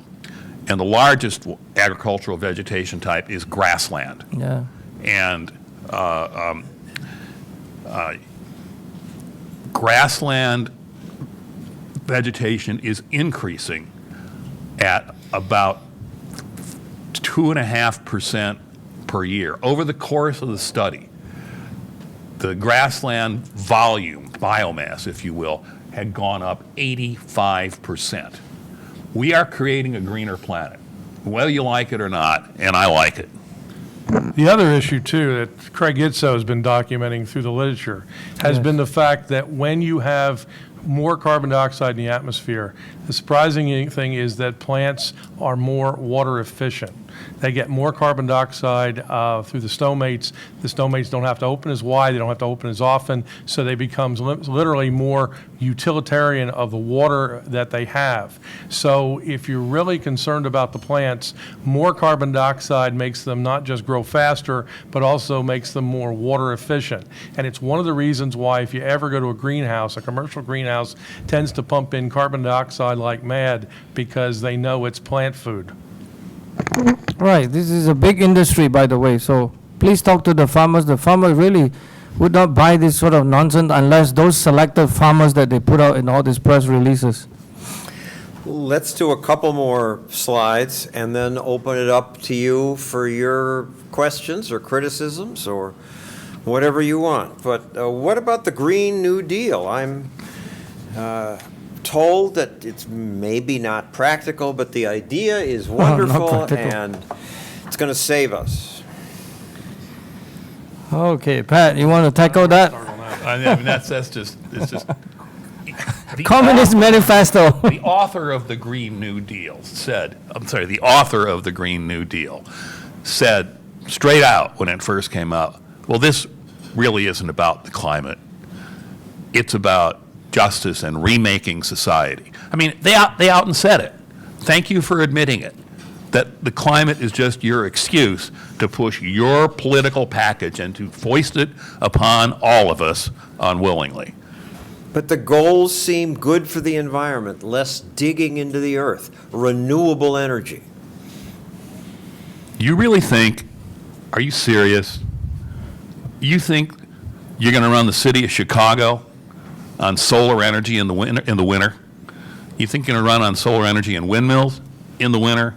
You think you're going to run a modern society with an intermittent power supply? Yes, The wind doesn't we'll blow. ship it from where there is wind and where there is sun to where there isn't. Via what? Where are you going to get the power? I'm just asking a silly question. It's a whole lot more digging if you need all the rare minerals to produce all this other stuff. I mean, it's really crazy, by the way. I'm so sorry. This thing just doesn't work. I mean, just remember history of energy. Long time ago, let's say a few hundred years ago, we are totally renewable. By the way, we're using forests and plants, and we're 100% renewable, and then we've been systematically going down until the modern 20th century. We started to found coal and gas and all those things, petroleum. We stopped using that, so it became metal. We even found nuclear in the 40s and 50s, right? And then now they want us to go back to fully renewable. I mean, you want cow dung in New York City problem? I don't know what it is. New York City has a major crisis of all this horse poop around, right? Back then, I don't know, 1903, 1900s. I mean, these are serious problem of public health, actually. And I don't know what they want to do with this sort of thing. All the stuff they're proposing is just don't even cut the laugh test. I mean, I really want to laugh about it, but it's very serious. This is nothing that they talk about makes any sense. It made no sense, really. And then I don't even want to talk about the causes. The cause is just too depressing. I mean, I hope it come out from their own pocket. The price of wind power and solar power has been dropping. It makes up more of our energy supply all the time. Yeah, and what happens if you stop the subsidies on them? People run away from them. Even Germany is running away from wind right now. They're building fossil fuel-fired power plants because they have discovered, as anybody could tell them, that when the windmill says it produces X amount of power, that means it produces X amount of power running at its optimal efficiency, i.e. when the wind's always blowing. In reality, the load factor from wind power generally runs, what, about 15% or something like that? And they discovered that this was so intermittent that to keep the grid on, they have to build fossil-fired power plants. Shocking. And burning coal. Well, Germany went big into this, big subsidies for renewables. Yeah, or running a diesel engine to collect the solar panel power, right? The free money. Even the Extinction Rebellion the other day was complaining, we have to run this diesel engine. You guys they want system change. That's what they want, I tell you. They really love their energy too much, I tell you, to change anything. I mean, the question is whether wind and solar are going to be able to scale up another 10 times what we have now. And the problem is they're built around rare earth minerals, of which we're not allowed to mine them because they tear up the land to do so. But they're able to do that easily in China because they don't have requirements. The issue is we're going to run out of those. And we're not going to wind up with wind plants all up and down the eastern seaboard because it's just not going to be scalable in that way. And so even if it were, it would make it 10 times bigger, it would be 20% of our energy Yes, supply? That's yes. right. You're never Time going out. to scale up to what you need. And yet, we're told from CNN, Oh, Chad is my friend, just kidding. he's your friend, we must slow down human greenhouse gas output to allow global temperatures to find the new equilibrium. So our grandchildren and great-grandchildren will survive. They won't survive because of you people. There's no such thing as equilibrium climate. Yes. The reason that we have weather and climate is because it's out of equilibrium. Sorry, Chad, yeah. But he's Next. the CNN meteorologist. Oh, that's fake news, isn't it? Sorry. All right, well, just two more then before we go to questions. We know about Greta, who came here by boat because she didn't want to fly. Children are suffering eco-anxiety over climate change. And from the Atlantic, I'm ashamed to say, because my nephew is an editor, Greta Thunberg is right to panic. Adults should listen. You know what this reminds me of? What's happening to these kids is the same thing that happened to me when I was a kid.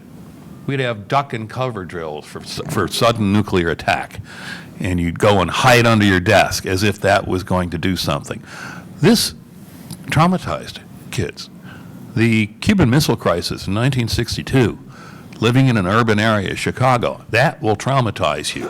And the reaction, I think, is a long-term post-traumatic stress-like syndrome, in that you have a large number of people who therefore have an inherent distrust of government, and they become things like libertarians and appear on platforms like this. On Greta, I would just advise her to please go back and study a lot more carefully. Let me give you one concrete example. She is, of course, now really think that she can simply understand all this information without context, without all these things. For example, one of the many posts she do, she was concerned about so-called, because someone was telling her that plastic in the ocean is killing all these animals, and then she, based on one scientific studies, and then she doesn't know any of this context, and then she say, oh, the plastic is killing everything. And then when you look at the paper, it shows that these guys are towing around and trying to detect basically microplastic. Micro, remember, it's in micron, 10 to the minus 6 meter, that's small, right? They're talking about microplastics. And the number those guys were detecting is on the order of 10 to 20 particles per cubic meter. A cubic meter is about this size big. And they are talking about 10, 20 particles in these things. And I indeed beg Greta Thunberg to go back to school and really study and understand the numbers. You really need to understand all those numbers, what it means. I mean, those guys are just selling you a whole bunch of hot air, and it's really nonsense, actually. I don't understand why these people now started to misuse and abuse science in such a way that is very dangerous, which is indeed, I'd like to call it scientism. These guys are invoking science left and right and up and down and sideways and whatever way you want it. But not a single thing about science that they're doing.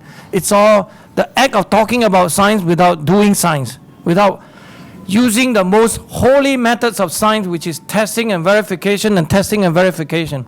You know, if your hypothesis is wrong, you just throw it away. Well, how would you do these that people for- have a hypothesis that never go away, that is always shall be proven true.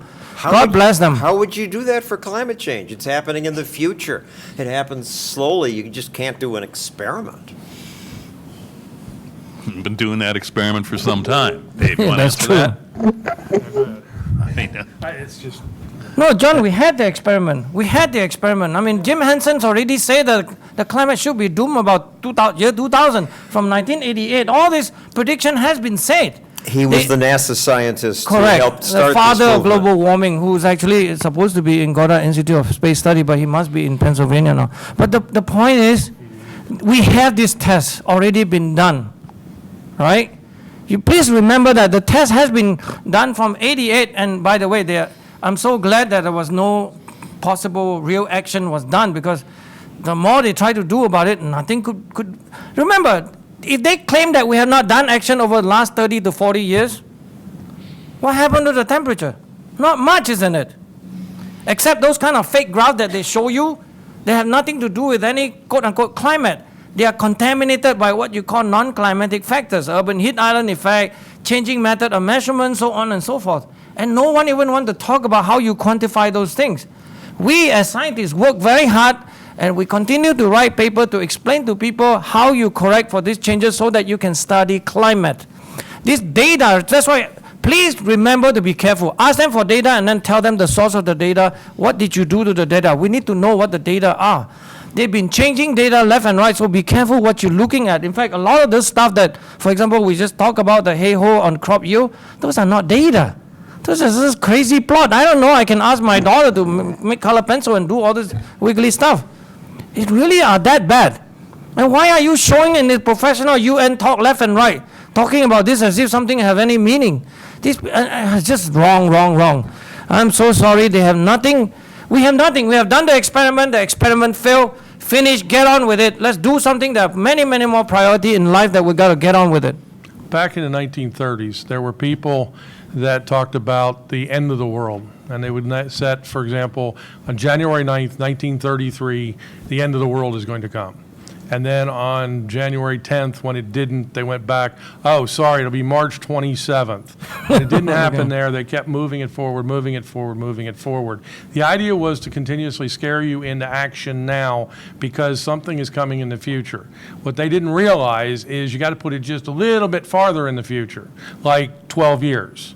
So that by the time 12 years comes around, people will forget that you made that proclamation. Somebody else will have come along and said, oh, well, now 5 years later, it's another 12 years. And so we just keep pushing it into the future. At some point, that's where we have to say, stop.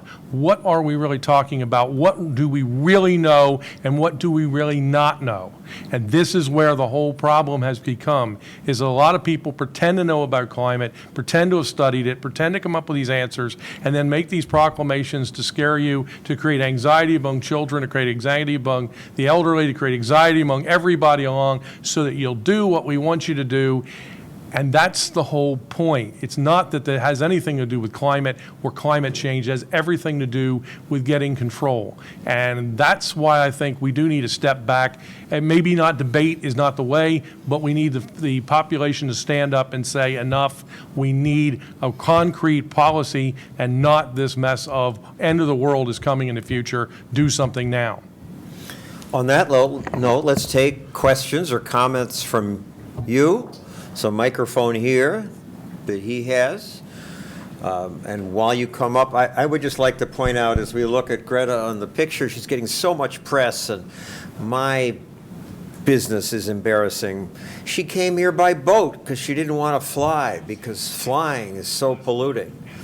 But she's going back by plane. They all are. Don't they ever mention that?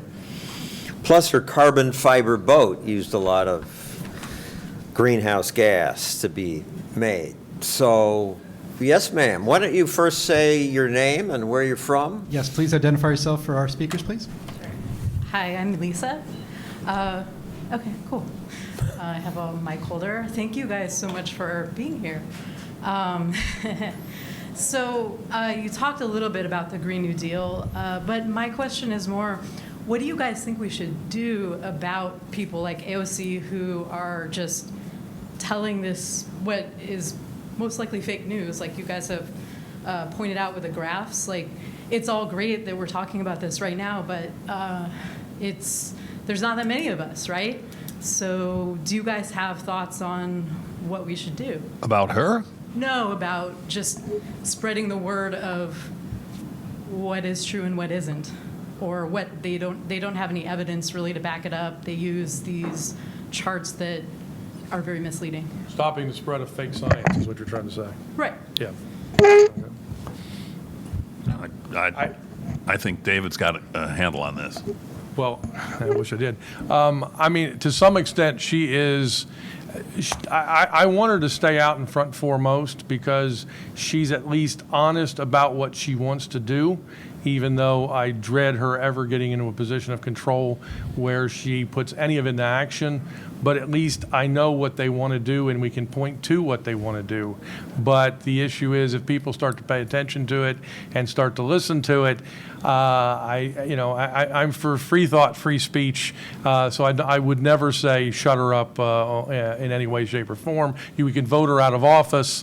That might be the best way of doing things. But to some extent, I wish she would stand on the street corner down here and keep proclaiming what it is she wants, because that makes us point back to that and say that's not what we want to do. No, I would say just go speak out yourself. Speak about this topic. If you need information, you're freely to contact any one of us. And there are plenty of information out there, at least to tell the junk science from the what you call standard science that we're doing. At least as honest to the best of our knowledge. This is why I'm so happy sitting here. I'm totally conscious that, I'm not one of those out there to try to tell lies and try to destroy the world and tell untruth, trying to, whatever they want to name me. We're all nothing but the truth and the science and the data. And the data they're presenting to you are highly dangerous and highly selective. So one has to be careful. Because nobody wants to sit here and listen to a lecture that is basically 200 hours, right? I can give that easily. But the problem is that we all need to also give the context of all those data. So be courageous, speak about it. You start very small. You talk to actually your neighborhood, your people that trust you, for example, trust you to collect the information, talk to that, build it up. Tell them to go talk to more people. Especially, actually, I'm more worried about kids, school children. That's the thing that we really talk more. I'll be more happy to talk to school kids than anything else, put it that way. Yeah, I think just to kind of clarify where I'm coming from is that generally if you even say anything like this, that you don't believe some of these people, Right. that like Greta, like AOC, then Right. people completely reject anything that you say.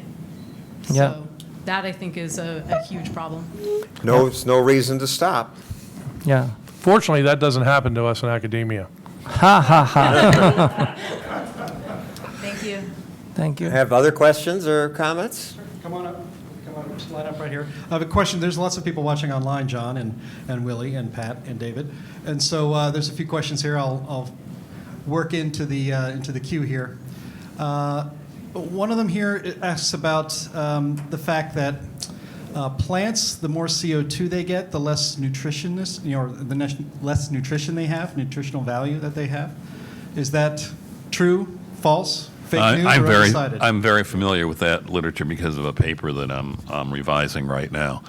And there are some small cases where while the biomass increases dramatically, the nitrogen content drops by a very, very small amount. That's generally not the rule, but it does happen in some cases, but the drops in nitrogen are not large at all. So there's nothing to worry about. No. And look up CO2 science by Craig Itzel, please. It's easy to Google. You can identify yourself, please. Yes, my name is Arthur Wiegenfeld. I live in New York City. You've done a good job helping to damp down the hysteria about CO2, but it would be nice, I have a comment, if climate skeptics also emphasize the energy side more. You did point out that natural gas for electricity has reduced our emissions. We're the only major country. But there are designs for nukes, little nukes that can service 20,000 people, the size of a refrigerator, and there are self-correcting nukes where if it overheats, you put them in liquid metal and it expands. By nukes, you mean nuclear power Yes, plants? nuclear plants. Yeah, I call please. them baby nukes, but that's my terminology. And so if we did that, why would we even bother to worry about CO2 emissions? Because these designs would be so efficient. And of course, using Einstein's famous formula, nukes are at least 1,000,000 to 1 in terms of their output of energy. Oh, well, I agree with you, and It's just, I was listening to a lecture by Paul Dreesen at Georgetown, and he was talking about how useful these small, inherently safe nuclear plants would be in Africa, where you're probably not going to wire up large grids, but you can have them powering small cities very cleanly and efficiently. And, you know, if we want Africa to stay poor and short lives and all that, that's just damnable behavior on our part. And if we do it because we want to, quote, save the planet, that's doubly damnable. Thank you, Mr. Stossel, because I use the expression nukes, and I forgot that nobody else would know what I'm talking about. Thank you. Yes, I would say that please, we must have more nukes. We should develop even better nuclear technology, no doubt about it, for one context. Because if we were to have any coming cold and extreme ice condition, I mean, nuclear energy is the only way to get us out of this, at least to be able to adapt to it in a very serious way in which humanity can come out on top. Or else, you know, it will be a serious disaster. See, that kind of analysis has to come from the Correct. same group that's analyzing CO2 and saying, let's drop the hysteria, has to add that to the list, because if you have good energy like that, it almost doesn't matter if it's 5% or 10% or 90%. Yeah, for those of you who don't watch the news, you may have just heard that the father of global warming, Jim Henson, just tell Bernie Sanders to retire because Bernie Sanders is anti-nuclear, so anti-nuclear energy. Okay, enough. Thank you. I have another one from online here before we get someone, human being in the room. Frank Kaczynski, I think, is the name. He says to the panel, why are they still using surface station data from sensors that are mounted over pavement and have AC units and whatnot blowing on them? Can you talk about how we get answer that question, maybe talk a little bit about where do we get all this data, for instance, that tells us what global temperature is? Yeah, global temperature is based on thermometers, which generally tend to be about 5 feet above ground surface. There's a reason for that. It makes it easy for people to service them. The idea of temperature at 5 feet isn't necessarily a useful concept. We would like to have temperature over the boundary layer. We'd like to have temperature over water. We'd like to have temperature over the mountains. We'd like to have temperature measured in high latitudes, high altitudes, in the tropics, and generally most of them are where people live. And unfortunately, in places where people have changed the landscape, so they're in people's backyards, they're over asphalt driveways, they're over parking lots, they're right next to the exhales from air conditioners and so forth, it becomes a mess. And that's one of the reasons why there becomes a need to adjust these measurements. The problem with the adjustments is when these people start to adjust the measurements, they have a tendency to crank the measurements up, and so all of a sudden you get this sort of hockey stick formation that magically looks like carbon dioxide, so they can say that carbon dioxide is driving it. I could go on all day with changes and problems with instrumentation. That's why the group at the University of Alabama, Huntsville, and others, Roy Spencer and John Christie, have both attempted to look at this from a satellite record, which gives you better spatial coverage, gives you better temporal coverage, gives you more integrated over the atmosphere, and they're seeing that temperatures do go up during El Nino events, temperatures do go down during volcanic activity, which we haven't had much of lately, and you get a much better record of what's going on, particularly in the upper troposphere, with things associated with satellite records. So we do use satellite records. We use balloon records as well. We use a number of different applications, but the one most people think of is a standard shelter height, 5.5 foot thermometer that's measured wherever it happens to be located. Okay, thank you. Please identify yourself. Hi, my name is Ilya Schwartzberg. I'm the chair of the Manhattan Libertarian Party. My question is going back to policy. We've talked about how policy is kind of the tail wagging the dog of the science. And, you know, in New York City, we've definitely encountered certain positions that can't at all be justified, even in addressing a carbon issue, such as preservation or community gardens, where urban density would actually help alleviate a lot of the carbon concerns. So I was wondering if perhaps we should devote more energies into further disciplining what even the climate the climate alarmists disciplining their energy, their goals to critique what their actual purposes are and what is actually helping them, and then with having a more disciplined policy discussion, we can then have more advanced discussions.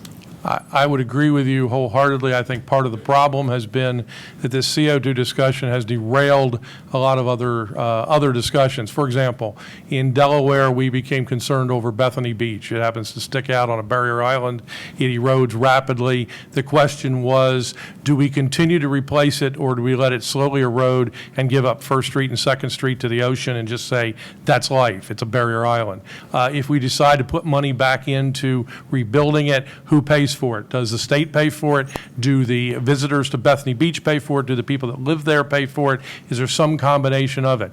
We got into this discussion, and then all of a sudden, somebody comes along, and I know who it was. It was the new governor came in and hired a climate change wunderkind who said, no, the whole problem is carbon dioxide. And if we just cut down our carbon footprint, we will stop sea level rise and Bethany Beach won't fall into the ocean. And the next thing you know, all the money is going to sea level rise, and nobody's talking about beach replenishment in Bethany Beach, which continues to erode to this day because the process has nothing to do with carbon dioxide. So you're right, this whole thing takes away from a true discussion of what should we do, what is the rational approach to coming up with a solution, and instead we get this runaway carbon dioxide train that if we just stop carbon dioxide, all of the evils go away, and it won't, because it's not the only game in town, and it's a very minor game in town. Forget about it, Dave. Delaware, China and India need $100 billion per year, please. They need it now. Well, I was actually saying that even within the carbon discussion, thinking that carbon is an issue, we're still getting counterintuitive policy proposals. We can't even get the discussion centered on addressing carbon. So would that be a productive conversation, to address carbon as the problem, even when they say that it probably should be? No, I don't think addressing carbon's not the problem. I think addressing the solution as to what are we going to do in the future. I mean, part of the issue is we do want to get off some fossil fuels, not because carbon dioxide's the problem, but because the sulfur oxides, the nitrogen oxides, the volatile organic compounds and so forth like that need to be removed from our atmosphere. We've done an impressive job of that. And we need to continue some of that, particularly for third world countries and so forth. But this all-consuming quest of cutting down carbon dioxide really misses the point. I mean, there's an awful lot more that we need to pay a close attention to than reducing carbon. And I think any discussion that takes us into how do we reduce our carbon footprint is really a discussion that takes us away from the real questions that we really need to ask from a policy standpoint. Thank you. All right, I have another question online. This actually should be pretty quick. It says 3 words: Holocene, climate, optimum. Was it warmer or cooler than today during that time? We're talking about, well, there are, I think around 6,000 years ago, that was the end of the very warm period after the last ice age. Willie talked about that being solar driven. And yes, before this issue became a political football, physical geography textbooks referred to the warmest period of the last 11,000 years as the climatic optimum. My name is Paul Linthurst. I have 2 questions, a factual one and an opinion one. The factual one is, this is the cover of The Economist of this week, and it shows global warming over the last 150 years as a color graph, and it shows significant warming since the year 2000. Now, I thought that there was actually a pause in global warming since about 1998. Can you tell me, is that pause real, and does it still continue, or if you look at that graph carefully, and I'm looking at it from quite a distance, it appears that it colors up to a certain shade of red about 1 inch from the right side of the page, and then it stays at the same shade until it gets right at the end. You see that, David? Yes. You look at that graph a little more carefully. at the very end it gets... That's a 2015-16 El Nino. And if that extended to today, it would be back pretty close to the color that it was at during that constant period. By the way, you still reading that rag? I mean, I gave that thing up years ago. This is why they're trying to teach climate art at University of Delaware right now. I mean, Yeah. I'm sorry, sir. Those kind of thing is another one of those gimmick that one should not pay too much attention. They're all trying to make it a farce. Yeah, it's good to look at. I told you my daughter can paint better than that. I mean, it's just crazy I stuff. was going These to people say, are talking nonsense, no context. where do those data come from?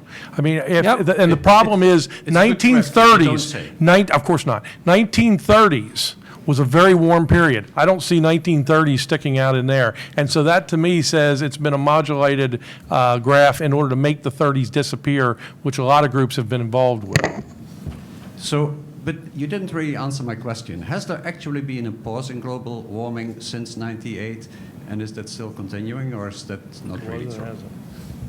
Depends on what record you look Yeah, at. and also context. You know how long, where's the end point? Yes, it's kind of already doing that and then up and down. Who knows what's going to do next? Really? Let me ask you a I'm question. going to sell you insurance right after this. If we had a global record that measured or estimated the sea surface temperature from satellites, and it had this rather obvious hiatus or pause in warming, depending on how you slice and dice the data, you can probably take it from 1997 to 2014, or if you want to be a purist, 2002 to 2014. It was very embarrassing. And there were 60, count them, 60 different explanations for this tendered in the science literature. If scientists have 60 different explanations for something, we don't know anything about it. So what happened? What happened was all of a sudden a new data set appeared. And the satellite data, oh no, we're not going to use that anymore. Instead, we're going to do two different sources for seagoing temperatures. One, temperatures taken on the cooling intake tubes of ocean-going ships. Oh, that's a good one, because sometimes a ship is really big and the tube is way down in the water, or sometimes a ship's a little yacht and the tube is way up in the water. That's going to get you great data. And they have a second source, which are drifting buoys that have been put out in increasing numbers, mainly by NOAA. I'm sure there are other international agencies that are doing them. Yeah, I'll go type.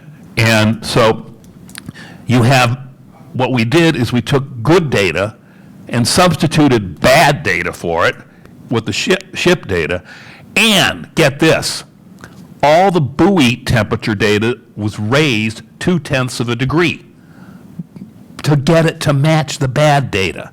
Now, when you're putting out more and more buoys, and you're raising the temperature of the buoy data by 0.2 of a degree, do you think you could disappear a pause?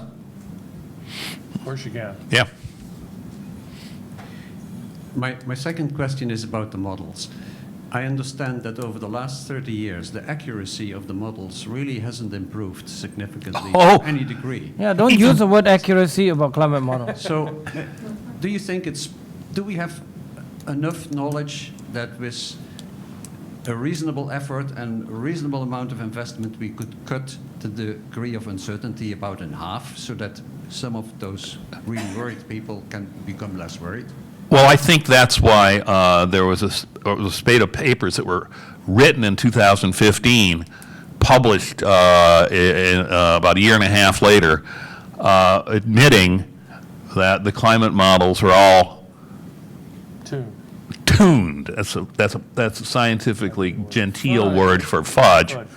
And on the climate of the 20th century, and it's admitted right there in Science magazine, quote, "I think all models have tuned it," Held said. Held is from Geophysical Fluid Dynamics Laboratory.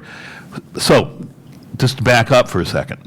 Nonetheless, these models are making these massive errors in the upper tropical troposphere, and from about actually 5,000 on up to 40,000 feet or something like that.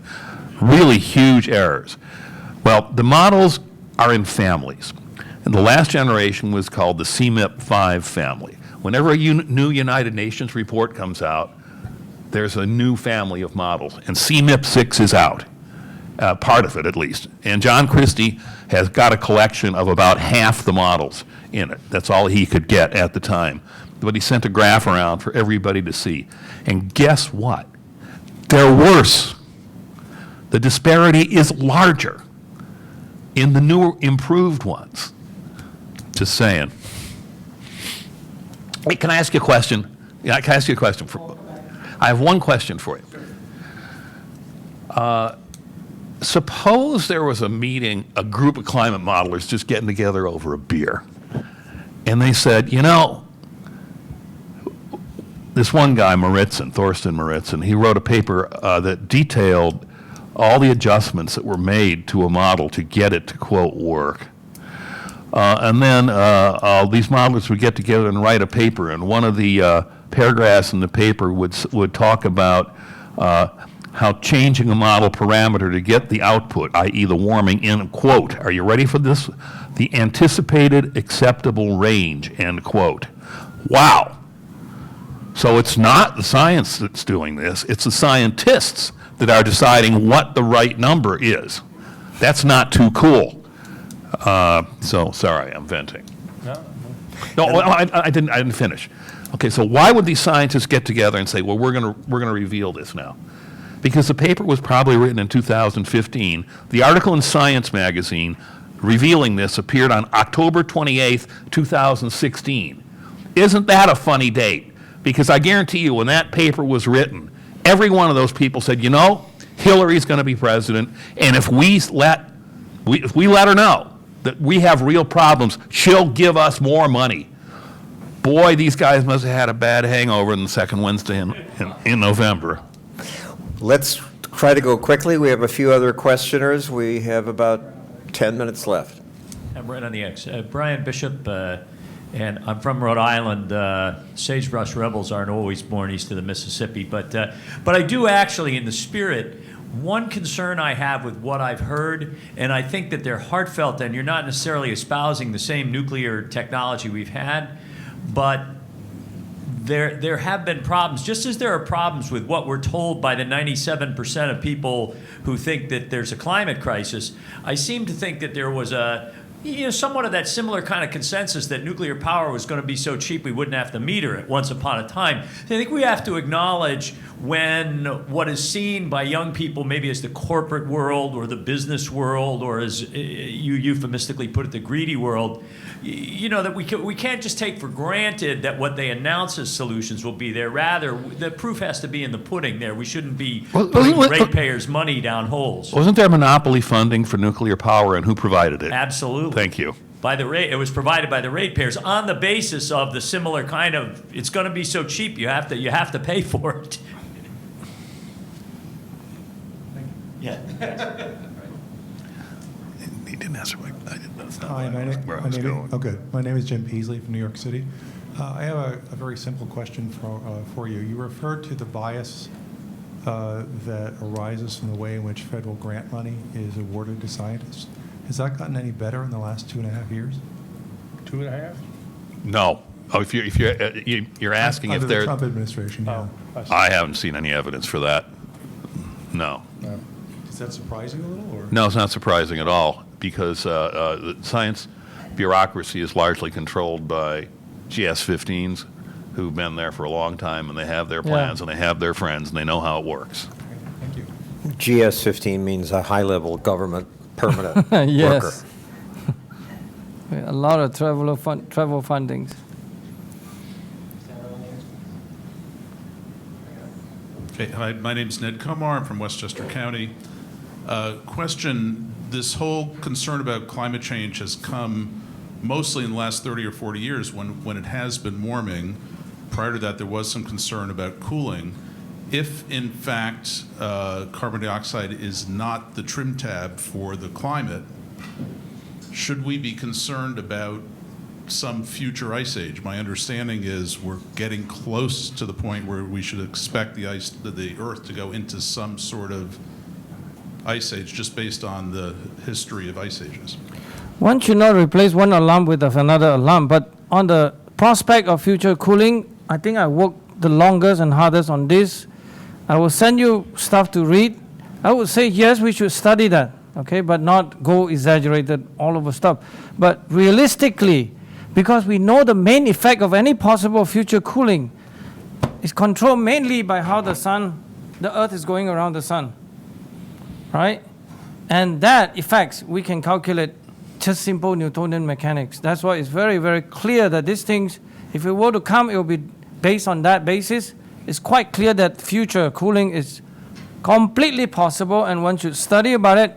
If you really go to the next level, should be prepared for it. But one should not go run out there and then say the world is going to cool, the world is going to cool, and everybody's going to die, everybody's going to die. No, no such thing. Just study them. Hi, my name is Kirabel. I'm a student at the King's College. So earlier you made an allusion that both of you appreciated, I did as well, that if sea levels are rising at 4 inches a year, then if you Not a can't year, step a century. A century, excuse me. So if we don't know how to step aside, we deserve to die. It makes a lot of sense. And so my question is, instead of addressing the concerns regarding carbon dioxide, what kind of steps do you think legislators and the scientific community should take in regard to not combating climate change, but rather learning how to cope with it and live with it and deal with it? That was my argument at Bethany Beach. I mean, we didn't get into the discussion we should have gotten into, is what do we do with a barrier island that definitely varies. I mean, they're constantly going through beach replenishment, going offshore, dredging up more sand, bringing it back to replenish the beach, trying to stabilize it with beach grass, and the next nor'easter that comes through, the next tropical storm remnant comes through, rips most of it away. And so we need to discuss what are we possibly going to do, because that's the way in which that barrier island changes its character, and that's a known process. But if we get off involved in the climate change and looking at other things, then we've missed the mark, and Bethany Beach continues to erode. We continue to replace it, and nothing happens.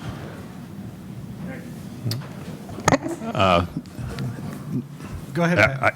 I was going to say, I think that David is exactly right, but there's also the problem that here in our culture, we take all the money that we make in our so-called productive life and put it in a sand dune on a hurricane-prone beach. And then when the hurricane comes and washes it away, who pays most of the cost to rebuild it?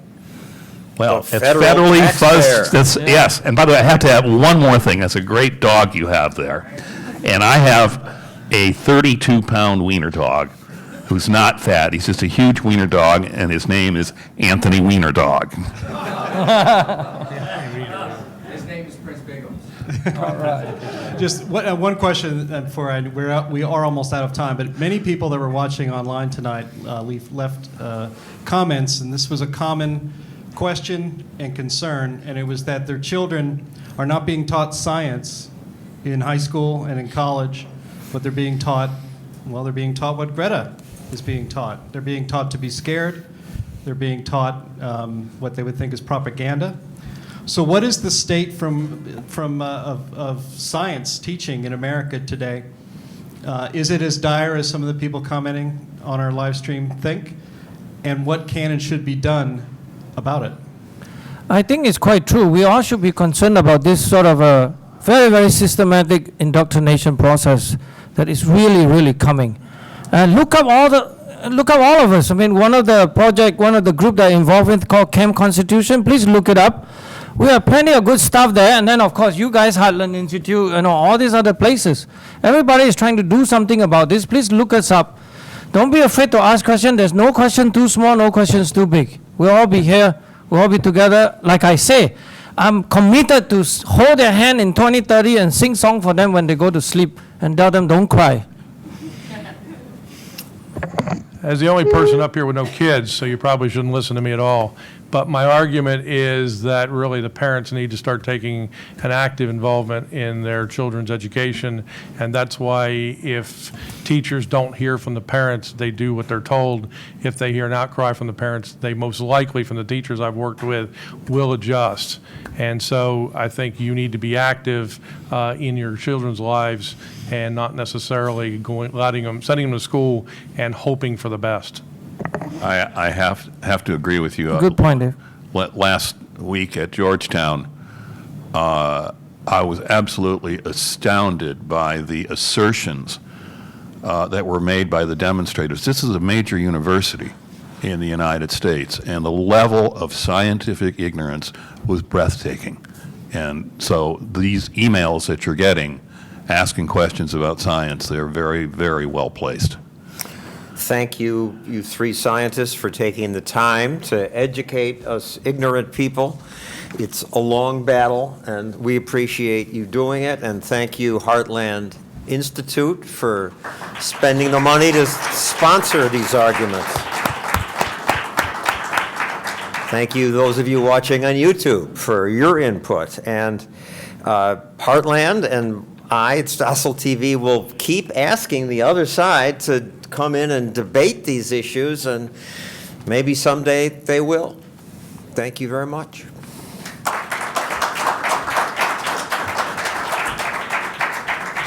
Good job.